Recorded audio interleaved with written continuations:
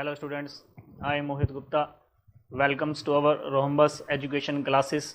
जैसा कि आप सभी जानते हैं कि हम टेक्निकल असिस्टेंट वैकेंसी के लिए प्रिपरेशन कर रहे हैं और उसके अंदर हम अपने बिल्कुल एंड के ऊपर पहुंचने वाले हो चुके हैं, जिसके अंदर हमने क्या कुछ कर लिया, अपना सिलेबस से रिलेटेड बायोमोलिक्यूल कर लिया, क्लासिफिकेशन कर लिया, जेनेटिक्स के बारे में पढ़ लिया, एवोल्यूशन के बारे में पढ़ लिया। आज हम नई ब्रांच के बारे में पढ़ेंगे, हम जिसको हम बोलते हैं बायोटेक्नोलॉजी। बायोटेक्नोलॉजी जो है वो साइंस के रीजन के अंदर एक नई पॉलिसी जो हुई है वो शुरू हुई है। एक नई तरह की ब्रांच है और बहुत ज़्यादा एडवांस टेक्निक वाली ब्रांच है, जिसके अंदर हम क्या करते हैं, बायोटेक्नोलॉजी नाम से पता लग रहा है। बायो मतलब लिविंग ऑर्गेनिज्म, टेक्नोलॉजी टेक्निक्स मतलब हम ऐसी टेक्निक्स का यूज़ करके, उन माइक्रो ऑर्गेनिज्म का यूज़ करके क्या कर सकते हैं, हम जेनेटिक डिसऑर्डर्स की उनको हम उनका इलाज कर सकते हैं, या कुछ हम उनके प्रोडक्शन के बारे में कर सकते हैं, प्रोडक्शन को इंक्रीज़ कर सकते हैं। तो बायोटेक्नोलॉजी क्या है, साइंस की वो ब्रांच है जिसके अंदर हम माइक्रो ऑर्गेनिज्म के अंदर चेंजेस लाके या उनके उपयोग से हम एक साइंस की फील्ड के अंदर बहुत बड़ा चेंज ला सकते हैं। ज़रूरी नहीं है कि हम सिर्फ जेनेटिक डिसऑर्डर्स हैं उन्हीं को ही हम क्या कर सकते हैं, ट्रीटमेंट कर सकते हैं। हम एग्रीकल्चर फील्ड में भी जा सकते हैं। एग्रीकल्चर फील्ड के अंदर, इन्वायरमेंट के अंदर, पोल्यूशन के अंदर भी इनका बहुत ज़्यादा रोल है। पोल्यूटेंट को दूर करने के अंदर बहुत ज़्यादा हेल्पफुल होते हैं ये।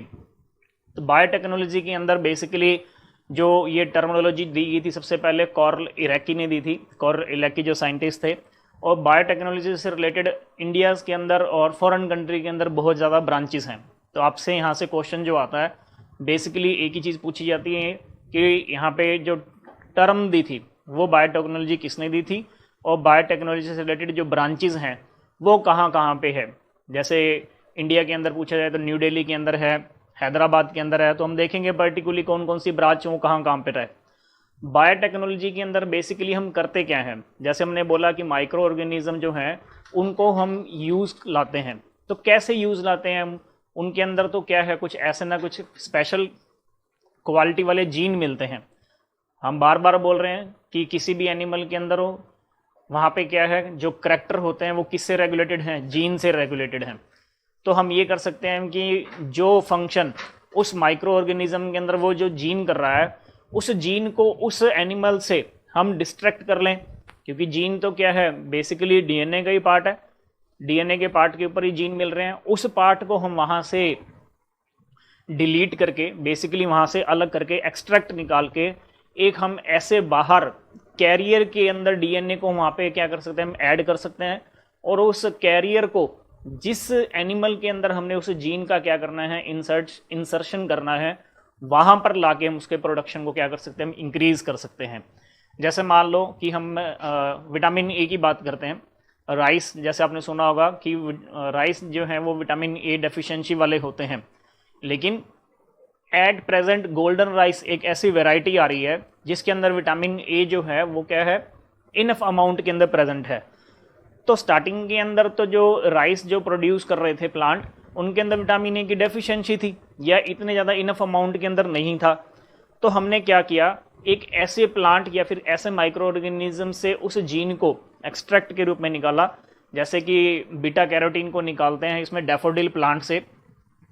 तो डैफोडिल प्लांट के अंदर देखा गया कि विटामिन ए की फॉर्मेशन के लिए एक उनके अंदर प्रोडक्ट बनता है जिसको बोलते हैं बीटा कैरोटीन, और वहाँ पे इनफ अमाउंट के अंदर बन रहा है। तो उस अमाउंट को बनाने वाले जीन को हमने वहाँ से क्या किया, एक्सट्रैक्ट किया, और उसको हमने कहाँ ऐड करवा दिया, किसके अंदर, राइस के अंदर, राइस प्लांट के अंदर। तो जब उस प्लांट से हमें राइस मिलेंगे तो उसके अंदर विटामिन ए भी क्या होगा, इनफ अमाउंट के अंदर होगा। तो बेसिकली बायोटेक्नोलॉजी के अंदर करते ही हम ये चीज़ हैं। सबसे पहले हम एप्लीकेशन पढ़ते हैं। क्वेश्चन जो आएगा 110% यहाँ से आएगा कि बायोटेक्नोलॉजी का यूज़ क्या है, उसके एप्लीकेशंस क्या हैं। सबसे पहले ट्रांसजेनिक एनिमल। पहली बात आपको ट्रांसजेनिक का मतलब पता होना चाहिए कि ट्रांसजेनिक क्या होता है। तो ट्रांसजेनिक क्या है कि आपने जेनेटिक इंजीनियरिंग की हेल्प से क्या किया, इन एनिमल के अंदर या प्लांट के अंदर जीन में मॉडिफिकेशन ला दिया। जीन क्या हो गए, मॉडिफाइड हो गए। उससे क्या हो गया, एनिमल के अंदर चेंज आया। तो उससे जो हमारे पास एनिमल बनते हैं उनको बोलते हैं हम ट्रांसजेनिक एनिमल या फिर ट्रांसजेनिक डायरेक्ट। ट्रांसजेनिक, नाम से पता लग रहा है ट्रांसफॉर्म, ट्रांस यहाँ पे वर्ड यूज हो रहा है ट्रांसफॉर्म, जेनिक का मतलब जेनेटिक मटेरियल। तो कैसे यूज करते हैं हम, सबसे पहले हमारे पास है ट्रांसजेनिक शिप। ट्रांसजेनिक शिप जो थी वो क्या कैसे हुई थी, आपको सिर्फ याद रखना है कि किस लिए की गई, कैसे की गई, बस। Female sheep having human anti haemophilic factor 9 gene, ठीक है, ध्यान रखना कि ये जो शिप होती है इसके अंदर क्या मिलता है, ये जीन मिलता है। In their genome have been produced they secrete human clotting factor 9 in their milk. इस शिप के अंदर क्या है, एक जो हीमोफीलिया, आपको पता है हीमोफीलिया हमने पढ़ा भी था, हीमोफीलिया के अंदर क्या होता है, ब्लड क्लॉटिंग नहीं होती। तो ब्लड क्लॉटिंग क्यों नहीं होती, क्योंकि ब्लड क्लॉटिंग से रिलेटेड जो फैक्टर होते हैं वो वहां पे क्या हो जाते हैं, म्यूटेंटेड हो जाते हैं, म्यूटेंट हो जाते हैं बेसिकली। क्यों हो जाते हैं, क्योंकि उनके अंदर फंक्शनैलिटी कोई ऐसी चेंज आ जाती है, कोडोन वगैरह जो होते हैं वो क्या होते हैं, चेंज आ जाते हैं। तो हम इसका ट्रीटमेंट कैसे कर सकते हैं, हम इसका ट्रीटमेंट ऐसे कर सकते हैं, ये जो शिप होती है इसके मिल्क के अंदर ब्लड क्लॉटिंग फैक्टर कौन सा 9 नंबर, उसको प्रोड्यूस करने वाले जीन मिल रहे हैं। तो हम क्या करें, उस जीन को वहां से अलग कर लें। The factor 9 can be separated from the milk, या फिर हम मिल्क से भी सेपरेट कर सकते हैं और एक हीमोफिलिक पेशेंट को दे सकते हैं, ठीक है। The sheep full can now provide enough clotting factor to supply all the world's haemophilic patients, ठीक है। तो ये शिप जो हो रही है वो इनफ अमाउंट के अंदर क्लॉटिंग फैक्टर हमें दे रही है, जिससे कि हम हीमोफिलिक पेशेंट को प्रोवाइड कर रहे हैं। इसके अलावा इस शिप के अंदर बैक्टीरियल जीन भी मिलते हैं, जो क्या करती है, ऐसे एंजाइम को कोड करते हैं जो किसके लिए जरूरी है, अमाइनो एसिड की सिंथेसिस के लिए। और वो भी कौन सा amino acid, cysteine amino acid के प्रोडक्शन के लिए जरूरी है, ठीक है। दे गिव हायर वूल मिलती है हमें मैक्सिमम अमाउंट के अंदर इन शिप से। Amino acid cysteine is an important component of protein keratin, keratin protein के लिए रिस्पॉन्सिबल है अमाइनो एसिड। तो हम इस जीन को भी क्या कर सकते हैं, सेपरेट कर सकते हैं, दूसरी शिप के अंदर डाल सकते हैं। तो इससे क्या होगा, हमें मैक्सिमम प्रोडक्शन मिलेगा किसका, वूल का, ठीक है। और इसके अलावा जो ग्रोथ हार्मोन है इससे रिलेटेड भी इसमें जीन मिलते हैं, ग्रोथ हार्मोन का प्रोडक्शन मैक्सिमम होता है यहाँ से, ठीक है। और मटन वगैरह जो होती हैं वो भी मैक्सिमम प्रोड्यूस करती है ये कौन, ट्रांसजेनिक शिप। तो शिप के बारे में याद रखना, हीमोफिलिक फैक्टर, ग्रोथ हार्मोन और सिस्टीन अमाइनो एसिड, बेसिकली वूल के लिए। उसके बाद ट्रांसजेनिक गोट, गोट के अंदर भी क्या है, ब्लड क्लॉट डिजोल्विंग। कई बार आपने देखा होगा, आपने सुना भी होगा कि डिजीज हो गई है, ब्रेन के अंदर ब्लड क्लॉट बन गया है, या फिर बेसिकली क्लॉटिंग हम कहते किसको हैं, क्लॉटिंग हम क्या का मतलब क्या है कि जैसे मान लो हमारा जो भी टिश्यू है वो डैमेज होने के बाद हमारा जो ब्लड है वो इन्वायरमेंट के कांटेक्ट के अंदर आता है, तो हमारे ब्लड के अंदर कुछ ऐसे फैक्टर मिलते हैं जो एक्टिवेशन होने के बाद उस वहां पे क्या कर देते हैं, वाउंड बना देते हैं। वाउंड बनाने के बाद जो हमारा ब्लड है वहां से फ्लो होना रुक जाएगा, ठीक है। तो उसको बोलते हैं हम क्लोट। ये तो हमारा आउटर साइड हो गया। इनर साइड के अंदर मान लो हमारे डैमेज हो गई, डैमेज होने के बाद वहां पे क्लोटिंग कैसे होएगी, और मान लो कि ब्लड फ्लो हो रहा था वेसल्स के अंदर, वहां पे क्लोट बन गया, तो उसका क्या सोल्यूशन है, क्लोट बन गया, क्लोट बन गया तो मतलब आगे हमारे पास ब्लड नहीं आ रहा, ब्लड नहीं आएगा तो ऑक्सीजन नहीं आएगी। फिर उस कंडीशन के अंदर क्या करेंगे, हम ऐसी मेडिसिन लेंगे जो कि उस वेसल्स के अंदर बने हुए ब्लड क्लॉट को क्या करे, डिसॉल्व करे। पर्टिकुलर हम इसको जेनेटिक्स कंडीशन के अंदर देखें कि हम ऐसी मेडिसिन को प्रोड्यूस करने वाले जीन या फिर ऐसे ऑटोमेटिकली क्लॉट को रिमूव करने वाले जीन को अगर हम एंटर कर दें तो हमारे पास ऐसी कंडीशन रिमूव हो जाएगी। तो ये गोट से पॉसिबल है, ठीक है। टिश्यू प्लाज्मिनोजन एक्टिवेटर, जिसको हम टीपीए बोल रहे हैं, have been formed, this create this protein in the milk, जिससे हम क्या कर रहे हैं, हम कोरोनरी थ्रोम्बोसिस का यूज कर सकते हैं। कोरोनरी जो वर्ड है वो हार्ट के लिए यूज किया जाता है, हार्ट के लिए, और थ्रोम्बोसिस वर्ड जो होता है वो क्लॉटिंग के लिए यूज किया जाता है। थ्रोम्बस और एम्बोलस दो टर्म होती हैं, क्या होती हैं वो हम कभी फिर डिस्कस करेंगे। ऐसे ट्रांसजेनिक काउ है, जैसे हमने रोजी के बारे में बात करी, तो इससे हम क्या कर रहे हैं, हम आयरन बाइंडिंग प्रोटीन लैक्टोफेरिन जो हो रहा है वो प्रोड्यूस हो रहा है। उसके बाद ट्रांसजेनिक पिग की अगर हम बात करें तो पिग के अंदर भी क्या मिल रहे हैं, बोवाइन ग्रोथ हार्मोन मिलता है, उससे रिलेटेड जीन मिलते हैं, या फिर ह्यूमन ग्रोथ हार्मोन भी मिलता है, ठीक है। हार्मोन मिल रहा है मतलब जीन भी मिल रहे हैं। ध्यान रखना, मैं वर्क की बात कर रहा हूं, ऐसा मत सोच लेना कि हार्मोन मिल रहा है तो हम हार्मोन को ही सेपरेट कर लेते हैं, हम जीन को बेसिकली सेपरेट करते हैं, ठीक है। तो सच पिग्स ग्रो लिटिल फास्टर, क्योंकि इनके अंदर ग्रोथ हार्मोन प्रोड्यूस करने वाले जीन है हम उनको निकाल के क्या कर सकते हैं, हम ह्यूमन बीइंग ऐसे जो कि ड्वार्फ रह रहे हैं उनके अंदर अप्लाई कर सकते हैं। उसके बाद ट्रांसजेनिक फिश जैसे कि carp, catfish, salmon, gold fish जो कि प्रोड्यूस हो रही हैं, जिनके अंदर क्या है, human growth hormone maximum amount के अंदर है, ठीक है, उससे रिलेटेड जीन है, उस जीन को हम क्या कर सकते हैं, हम सेपरेट कर सकते हैं। उसके बाद ट्रांसजेनिक माउस है, one strain of transgenic mouse contain a human gene that cause breast cancer, ठीक है। तो this enable the researchers to study the very early development of cancer. इसके अंदर क्या मिलते हैं, ब्रेस्ट कैंसर कोज करने वाले जीन मिलते हैं। तो हम ये पता लगा सकते हैं कि अगर मान लो किसी ह्यूमन बीइंग के अंदर ऐसे जीन हैं तो हम ऑटोमेटिकली बता सकते हैं कि इन एनिमल्स के अंदर या फिर इन ह्यूमन बीइंग्स के अंदर इन फ्यूचर यहाँ पे इस एज के ऊपर पर्टिकुलरली ब्रेस्ट कैंसर जो है वो कोज हो सकता है। तो हम जेनेटिक डिसऑर्डर्स के लिए क्या कर सकते हैं, हम इस जीन को रिमूव कर सकते हैं। अगर जीन रिमूव हो गए तो उनके अंदर ब्रेस्ट कैंसर कोज होने की जो संभावनाएं, पॉसिबिलिटीज़ जो होती हैं वो क्या हो जाती हैं, कम हो जाती हैं, ठीक है। उसके बाद मॉलिक्यूलर फार्मिंग के अंदर कैसे यूज़ कर सकते हैं हम एग्रीकल्चर फील्ड के अंदर, तो ऐसे वैल्यूएबल ड्रग को हम बना सकते हैं जैसे transgenic animal can revolution pharmaceutical industry by providing large quantities of valuable drug. इसके अलावा जैसे हमने इन्वायरमेंट की बात करी, इन्वायरमेंट पोल्यूशन को रिमूव कर सकता है कौन, स्यूडोमोनास प्यूटिडा जिसको हम सुपर बग बोल रहे हैं। तो एक प्रकार से इन्वायरमेंट अगर मान लो प्योर होता रहा, वहाँ पे पोल्यूटेंट कम होने लग गए, तो एग्रीकल्चर के अंदर ऑटोमेटिकली प्रोडक्शन हाई हो जाएगा, ठीक है। और वैसे भी अगर मान लो जैसे हम आगे हम पढ़ेंगे भी बीटी कॉटन के बारे में, कॉटन के अंदर हमने ऐसे जीन ट्रांसफ़र किए हैं जिससे क्या होता है, इंसेक्टिसाइड प्रोटेक्शन मिलती है। इसके अलावा बैक्टीरिया रेसिस्टेंट भी प्लांट प्रोड्यूस कर सकते हैं हम, वायरस रेसिस्टेंट वाले भी कर सकते हैं, ठीक है। इसके अलावा पेस्टिसाइड रेसिस्टेंट वाले भी प्रोड्यूस कर सकते हैं। तो ये सभी मॉलिक्यूलर फार्मिंग के अंदर आने वाली चीज़ें हैं। उसके बाद नेक्स्ट है हमारे पास ट्रांसजेनिक प्लांट। तो ट्रांसजेनिक प्लांट के अंदर कौन कौन सी चीज़ें आती हैं हमारे पास, ट्रांसजेनिक प्लांट के मतलब कि हम ऐसे प्लांट प्रोड्यूस कर सकते हैं जो भी हमने बोला था कि वायरल रेसिस्टेंट हो, बैक्टीरिया रेसिस्टेंट हो, फंगल रेसिस्टेंट हो, ठीक है। इसके अलावा निमेटोड या फिर इंसेक्ट रेसिस्टेंट होने चाहिए। ऐसे प्लांट हम क्रिएट कर सकते हैं जो इन्वायरमेंट कंडीशन की, एडवर्स कंडीशन के अंदर, जैसे ड्रॉट है, हाई टेम्परेचर है, फ्रस्ट है, सैलिनिटी है, हैवी मेटल्स हैं, इन सब के लिए क्या हो, रेसिस्टेंट हो। जैसे कि हम देख रहे हैं कि एट प्रेजेंट जो टेम्परेचर है वो बहुत ज़्यादा हमारे लिए फेवरेबल नहीं होता।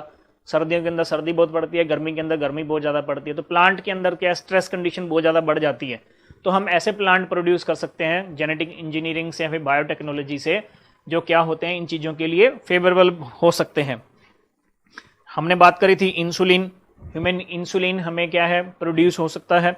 Interferon, hormones, insulin basically hormone ही है, और भी हम हार्मोन जो है माइक्रो ऑर्गेनिज्म से प्रोड्यूस कर सकते हैं with the help of biotechnology application. Blood clotting factor हमने पीछे देख लिया है। इसके अलावा एंटीबायोटिक्स, जैसे कि हमने पेनिसिलियम की बात करी, पेनिसिलियम नोटेटम से बनती है, हमें पेनिसिलिन, वैक्सीन वगैरह हम प्रोड्यूस कर सकते हैं, इम्यूनिटी हम बढ़ा सकते हैं, ठीक है। और इसके अलावा निफ जीन के बारे में आपने सुना होगा, नाइट्रोजन फिक्सेशन जीन बोलते हैं, नाइट्रोजन को फिक्सेशन भी कर सकते हैं ये, ठीक है। इसके अलावा फ्लावर जो हैं उनके अंदर न्यू कलर ला सकते हैं, जिससे क्या होगा, पोलिनेशन बढ़ जाएगा, पोलिनेटर बढ़ेंगे, उनको अट्रैक्ट करने वाले इंसेक्ट बढ़ेंगे, तो उससे क्या होगा, पोलिनेशन भी बढ़ेगा, ठीक है। इसके अलावा हम प्लांट जो फ्रूट वगैरह हैं उनकी जो राइपनिंग होती है वो स्लो कर सकते हैं हम। अगर राइपनिंग स्लो होगी तो बहुत बढ़िया होगा, प्रोडक्शन भी बहुत ज़्यादा हाई हो जाएगा। अगर राइपनिंग बहुत तेजी से होगी तो वो क्या होगा, वो फुली तरह से डेवलप ही नहीं होगा, वो पहले से वहाँ से ब्रांच से क्या हो जाएगा, ब्रेक हो जाएगा। तो हम ये सारी चीज़ें जो है वो बायोटेक्नोलॉजी की हेल्प से क्या है कर सकते हैं। उसके बाद next transgenic micro organism. First है हमारे पास transgenic bacteria and yeast, transgenic bacteria and yeast, जिसके अंदर क्या है, बेसिकली इंसुलिन जो होती है वो हमें ईस्ट से मिलती है, डायबिटीज़ के अंदर यूज़ होती है। इसको हम क्या कर सकते हैं, इससे अलग कर सकते हैं। ब्लड क्लॉटिंग फैक्टर, जैसे कि हमने पढ़ा कि क्या है, हीमोफीलिया के लिए यूज़फुल है। ग्रोथ हार्मोन है, टिश्यू प्लाज्मिनोजन एक्टिवेटर है, इंटरफेरोन है, इंटरल्यूकिन है, ट्यूमर नेक्रोसिस फैक्टर है। ये सभी चीज़ें जो होती हैं वो हम क्या है, उन माइक्रो ऑर्गेनिज्म, बैक्टीरिया, वेरिएस से मिलने वाले जीन को सेपरेट करके एक पर्टिकुलर ह्यूमन बीइंग के अंदर ट्रांसफर करके वो हम इन चीज़ों से क्या कर सकते हैं, बच सकते हैं। ठीक है, इसके अलावा transgenic bacteria with environmental use, जैसे कि स्यूडोमोनास प्यूटिडा, ये क्या है, बैक्टीरिया है जो क्या करता है, पोल्यूटेंट को रिमूव करने का काम करता है।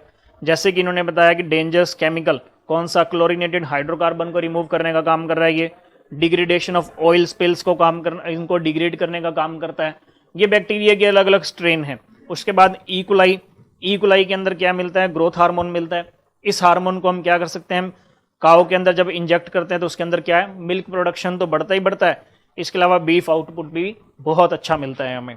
ठीक है, और इसके अलावा इकोलाई जो है वो एंजाइम प्रोड्यूस करता है जिसको हम सेलुलोज विच हाइड्रोलाइज, ये सेल्यूलेज है, सेल्यूलेज जो क्या करता है, सेलुलोज को हाइड्रोलाइज करता है और इनेबल करता है एनिमल को यूटिलाइज करने के लिए एंटायर फीड। क्योंकि आपको पता है कि सेलुलोज वगैरह जो है डाइजेस्ट करने के अंदर बहुत ज़्यादा टाइम लगता है उनको। ठीक है, फाइबर वगैरह अगर मान लो आप, तभी बोलते हैं कि कच्ची चीज़ें नहीं खानी चाहिए, वो इसीलिए बोलते हैं। ठीक है, उसके बाद आगे ध्यान रखना, बायोटेक्नोलॉजी एप्लीकेशन इन एग्रीकल्चर। तो एग्रीकल्चर के अंदर हम इसको कैसे यूज़ कर सकते हैं, बायोटेक्नोलॉजी का एग्रीकल्चर के अंदर यूज़ कैसे कर सकते हैं। बेसिकली जो कॉटन है, बीटी कॉटन जो बोल रहे हैं, वो बेसिकली क्या है, एग्रीकल्चर का ही एक पार्ट है। हमने पीछे पढ़ा, वायरल रेसिस्टेंट वाले प्लांट हैं, बैक्टीरिया रेसिस्टेंट वाले प्लांट हैं, पेस्टिसाइड रेसिस्टेंट वाले प्लांट हैं। हम ऐसे प्लांट प्रोड्यूस कर सकते हैं जो क्या होंगे, एग्रीकल्चर के फील्ड के अंदर बहुत ज़्यादा इंपॉर्टेंस रखने वाले होंगे। तो ये सारी चीज़ें हैं इसके अंदर। ये बेसिकली मेथड बताया गया है जो हम पीछे पढ़ चुके हैं, इंपॉर्टेंस नहीं बताएगी ये पर्टिकुलरली। उसके बाद फोटोसिंथेसिस के अंदर हम इसमें इंप्रूव ला सकते हैं। एग्रीकल्चर का ही पार्ट है, प्लांट का भी पार्ट बोल सकते हो आप। कैसे, रिब्यूस्को एंजाइम के बारे में आपने सुना होगा, राइबुलोज 1,5 बिसफॉस्फेटेज कार्बोक्सिलेज एक्टिविटी भी करता है, ये ऑक्सीजनेज एक्टिविटी भी करता है। जैसे आपने पढ़ा है both on CO2 and oxygen, carboxylation भी कर सकता है ये, ऑक्सीजेशन भी कर सकता है। तो बेसिकली जब ऑक्सीजन की प्रेजेंस के अंदर क्या होता है, CO2 का फिक्सेशन कम हो जाता है। ठीक है, तो हम क्या कर सकते हैं, हम ये इनके जीन को आइसोलेट करके बेसिकली हम जो लैब के अंदर जहाँ पे ऑक्सीजन ना हो, मतलब फोटो रेस्पिरेशन से होने वाले लॉस को यहाँ पे क्या कर सकते हैं, हम कम कर सकते हैं। ठीक है, ध्यान रखना। उसके बाद हर्बिसाइड टॉलरेंस, हर्बिसाइड टॉलरेंस के अंदर कौन कौन से हमारे पास एग्जाम्पल आ जाते हैं, हम एग्जाम्पल की बात करते हैं। जैसे कि transgenic tobacco plant, transgenic tobacco plant, tobacco plant के अंदर एक जीन मिलता है जिससे हम बैक्टीरिया से गेन करके टोबैको प्लांट के अंदर हम क्या कर देते हैं, ट्रांसफ्यूज कर देते हैं। कौन सा बैक्टीरिया, बेसिलस थुरिजेंसिस, जो हमने कॉटन के अंदर भी क्या है, इन्हीं से मिलने वाला जीन जिसको हम बीटी जीन बोलते हैं, उसी को हम टोबैको के अंदर जब हम ट्रांसफ्यूज करते हैं तो वो प्लांट क्या होंगे, उससे रिलेटेड बैक्टीरिया जीन क्या करता है, इंसेक्टिसाइडल प्रोटीन बनाता है, जो जब टोबैको के ऊपर मिलने वाले जो इंसेक्ट्स होंगे, जब उसकी पत्तियों, लीफ वगैरह को अपने फूड के रूप में यूज़ करेंगे, तो ये जो जीन से प्रोड्यूस होने वाली जो टॉक्सिन प्रोटीन है वो भी उनके अंदर ऐड हो जाएगी। उनकी बॉडी के अंदर ऐड होने के बाद उनके अंदर मिलने वाले बेसिकली ऑर्गन को क्या कर देगी, डिस्ट्रॉय कर देगी। तो डिस्ट्रॉय करने के बाद फिर बचा क्या इंसेक्ट्स का, तो इंसेक्ट्स वगैरह की क्या हो जाएगी, डेथ हो जाएगी। तो ध्यान रखना, stomach lining of insect and kill them. ठीक है, transgenic tomato and potato plant, tomato and potato plant, viral code protein gene इनके अंदर हमने क्या किए गए हैं, एंटर करवाए गए हैं, जिससे क्या हो गई, ये वायरल डिजीज से रेसिस्टेंट हो गए हैं। ठीक है, उसके बाद फ्लेवर सेवर के बारे में याद रखना। फ्लेवर सेवर बहुत ज़्यादा इंपॉर्टेंट टेक्निक है। फ्लेवर सेवर जो है वो टोमेटो की एक ऐसी वेराइटी है जिसके अंदर हम उसके आउटर लाइनिंग को डिसॉल्व करने वाले एंजाइम की एक्टिविटी को क्या कर देते हैं, कम कर देते हैं, जिसको हम बोलते हैं पॉलीग्लैक्टोयूरेनेज, जो कि इसकी राइपेनिंग के लिए बेसिकली ज़रूरी है। तो ये टोमेटो की ऐसी स्पीशीज़ है, अगर आप उसको दीवार के ऊपर भी मारोगे तो वो फटेगा नहीं। ठीक है, इसलिए हम इसको टोमेटो बोलते हैं, और टोमेटो की स्पीशीज को फ्लेवर सेवर भी बोलते हैं। एक और बोलते हैं इसको, एक चीज़ और बोलते हैं, स्किप हो गई मेरे माइंड से। उसके बाद सबसे इंपॉर्टेंट चीज़ हमारे पास insect and pest resistant in transgenic plant. क्या बीटी जीन, जिसको हम बार बार बोल रहे हैं, बेसिलस थुरिजेंसिस बैक्टीरिया से एक क्या मिलता है, जीन रिकॉग्नाइज किया गया है जिसको बीटी जीन बोलते हैं। ये जीन किस चीज़ के लिए रिस्पॉन्सिबल है, क्राई प्रोटीन के लिए रिस्पॉन्सिबल है।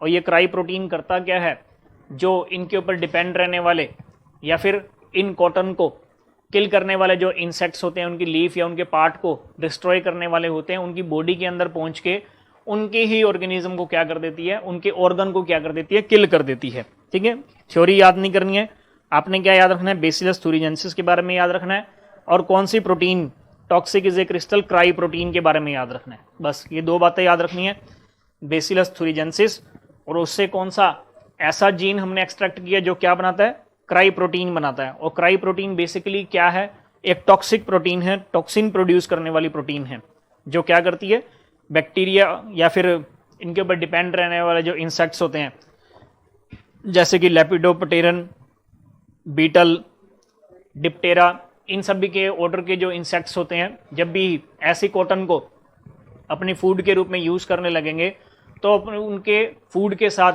स्टमक में पहुंच के उनको क्या कर देती है, किल कर देती है। ठीक है, तो ये ध्यान रखना। उसके बाद ये सारा उनके बारे में बताया गया है, बीटी कॉटन के बारे में है, क्राई जीन के बारे में, ये निमेटोड के बारे में भी है। निमेटोड जिसको हम एस्के हेलमनथनीज बोल देते हैं, जो कि क्या होता है, पैरासाइट होता है किसके ऊपर, एनिमल्स के ऊपर और प्लांट के ऊपर। हेट्रोडोरा हमने क्लासिफिकेशन के अंदर पढ़ा भी था, हेट्रोडोरा एक ऐसा एस्के हेलमनथनीज है जो कि प्लांट के ऊपर पैरासाइट है। ठीक है, ह्यूमन बीइंग के अंदर भी मिलते हैं। करते क्या है ये, one of the common nematode Meloidogyne incognita infect the root, किसकी, टोबैको प्लांट की रूट को कॉज करता है, और great loss of by causing reduction in yield. और इसके इंजेक्शन को, इसके इन्फेक्शन को हम प्रिवेंट कर सकते हैं कैसे, आरएनए इंटरफेरेंस टेक्निक से। आरएनए इंटरफेरेंस टेक्निक क्या होती है, आपके डिटेल के अंदर जाने की जरूरत नहीं है, ये पूरी तरह से डिफरेंट टेक्निक होती है आरएनए डिफरेंस। आरएनए इंटरफेरेंस के अंदर भी दो तरह के होते हैं, एमआईआरएनए और एसआईआरएनए। एमआईआरएनए बेसिकली क्या करते हैं, आरएनए से डीएनए के प्रोडक्शन को क्लोज करते हैं। फिर एसआईआरएनए भी होते हैं, वो एमआरएनए के ऊपर बाइंड होकर एमआरएनए को किल करने का काम कर देते हैं। ये दोनों का अलग अलग टेक्निक है। आपने सिर्फ क्या याद रखना है, ऊपर क्राई जीन के बारे में याद रखना, या फिर आरएनए इंटरफेरेंस के फुल फॉर्म याद रख लेना, फुल फॉर्म बहुत बार पूछते हैं। तो ये सारा उसको एमआईआरएनए और एसआईआरएनए को डिफाइन किया गया। ठीक है, उसके बाद सबसे इंपॉर्टेंट चीज है हमारी ये ट्रांसजेनिक प्लांट के एग्जाम्पल कौन कौन से हैं। जैसे कि हमने बार बार बोला, गोल्डन राइस, जिसके अंदर हमने क्या डाला है, डैफोडिल प्लांट से बीटा कैरोटीन प्रोड्यूस करने वाला एक जीन डाला है, जीन इंट्रोड्यूस किया है, जिससे हमें विटामिन ई की डेफिशिएंसी नहीं होती। वीट ब्रेसिका नेपस, जिसके अंदर हमने क्या है, ये रेसिस्टेंट है किसके लिए, हर्बिसाइड के लिए, पीपीटी हर्बिसाइड के लिए। जैसे कि transgenic plant are male sterile, the transferred gene prevent normal pollen development. करते क्या है हम इसके अंदर, पोलिनेशन के लिए क्रॉस पोलिनेशन करवाते हैं, तो सेल्फ पोलिनेशन के लिए हम क्या कर देते हैं, पोलन डेवलपमेंट को क्या कर देते हैं, किल कर देते हैं। पोलन डेवलपमेंट ही नहीं होंगे तो हमें बाहर से पोलन ग्रेन इंट्रोड्यूस करने पड़ेंगे।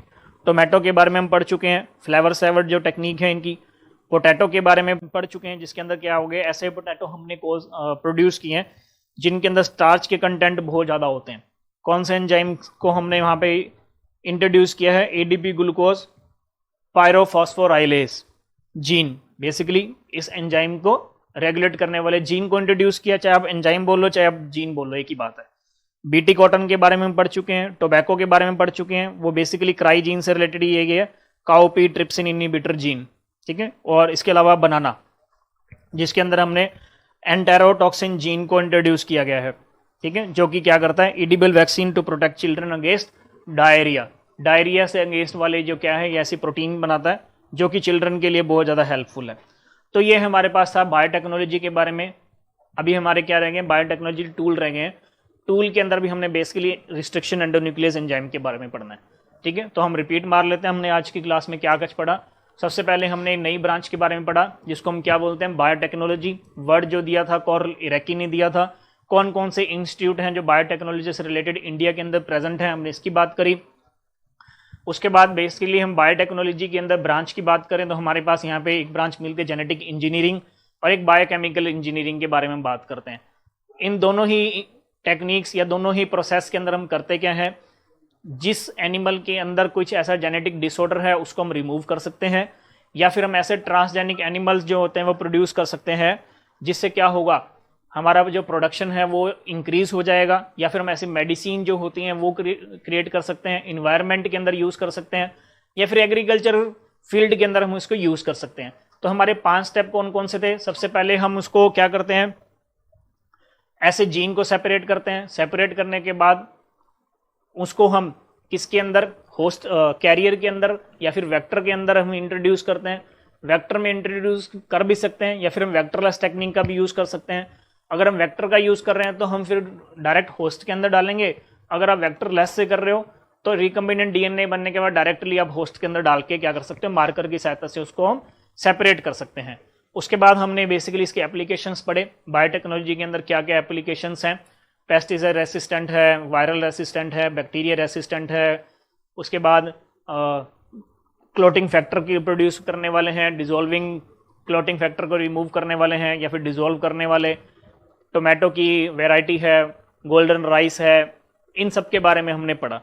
ठीक है, तो हम नेक्स्ट लास्ट टॉपिक इसका पढ़ते हैं, रिस्ट्रिक्शन एंडोन्यूक्लियस। रिस्ट्रिक्शन एंडोन्यूक्लियस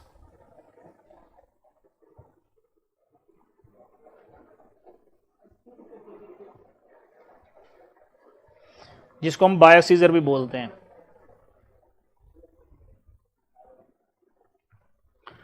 इसके बारे में आपने क्या बात याद रखनी है, ये ऐसे एंजाइम होते हैं जो डीएनए के ऊपर स्पेसिफिक साइट के ऊपर कट करते हैं। उन साइट को हम क्या बोलते हैं, पैलिंड्रोमिक साइट।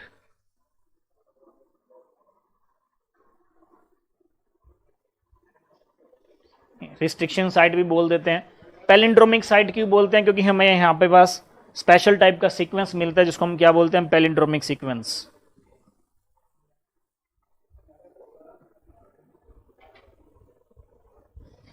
पैलिंड्रोमिक सीक्वेंस कौन से सीक्वेंस होते हैं? पैलिंड्रोमिक सीक्वेंस वो सीक्वेंस होते हैं जिनको हम आगे पीछे से पढ़ोगे तो वो सिमिलर होंगे। कैसे? जैसे मान लो आपके पास डीएनए के ऊपर ये सीक्वेंस मिल रहा है, अगर आप पीछे से पढ़ोगे तो हमारे पास भी क्या होगा, तो ऐसे सीक्वेंस को हम क्या बोलते हैं, पैलिंड्रोमिक सीक्वेंस बोलते हैं। तो पैलिंड्रोमिक सीक्वेंस के ऊपर कट करने वाले जो एंजाइम होते हैं उनको हम क्या बोलते हैं, रिस्ट्रिक्शन एंडोन्यूक्लियस एंजाइम। ठीक है, कई कैटेगरी के होते हैं, आपने याद रखना हो तो सिर्फ एक याद रख लेना, ये EcoRI जो है वो यहाँ पे कट करता है। जब भी उसको GARTC पैलिंड्रोमिक सीक्वेंस मिला तो वो यहाँ पे क्लिक करेगा। बेसिकली ये भी 2 तरह के वर्क करते हैं, एक में ये ब्लंट एंड बनाते हैं, एक के अंदर ये इस तरह के एंड बनाते हैं। ठीक है, तो अडेप्टर मॉलिक्यूल के रूप में ये यूज़ होते हैं। क्या है वो आगे कोई PhD या फिर MSc एंट्रेंस टेस्ट दोगे तो वहाँ पे आएगा। तो इसमें यहाँ पे हमारी अब बायोटेक्नोलॉजी पूरी होती है। तो हमने क्या कुछ पढ़ लिया, हम बार बार पढ़ रहे हैं क्या, इन्हीं में से ही आपके पास क्वेश्चन आने वाले हैं। ध्यान रखना, MCQ बेस के ऊपर ही हमने पढ़ना है। हमने सब्जेक्टिव मोड के अंदर पेपर नहीं देना, हमने MCQ बेस के ऊपर पढ़ना है। तो इसलिए टू द पॉइंट बात करो, टू द पॉइंट ही हम पढ़ रहे हैं, टू द पॉइंट ही आपने पढ़ना है, इधर उधर भागने की ज़रूरत नहीं है। तो इन्हीं PDF में से, इन्हीं आपको वीडियो में से, इन्हीं PDF नोट्स में से ही क्वेश्चन आने वाले हैं। याद आपने करना है, मेहनत आपने करनी है। फिर भी आपको चीज़ समझ नहीं आ रही है तो हम हमसे पूछ सकते हैं। इसके बाद हम अपनी इकोलॉजी क्लास के बारे में पढ़ेंगे। इकोलॉजी के बाद हमारा लास्ट टॉपिक होगा कंपैरेटिव एनाटॉमी। उसके बाद पेस्ट मैनेजमेंट है और बायोकेमिस्ट्री से रिलेटेड टेक्निक्स हैं। उसके बाद हम कभी क्वेश्चन करने होंगे तो करेंगे। ठीक है, तो मिलते हैं हम अपनी नेक्स्ट क्लास के अंदर इकोलॉजी के साथ। Okay, thank you.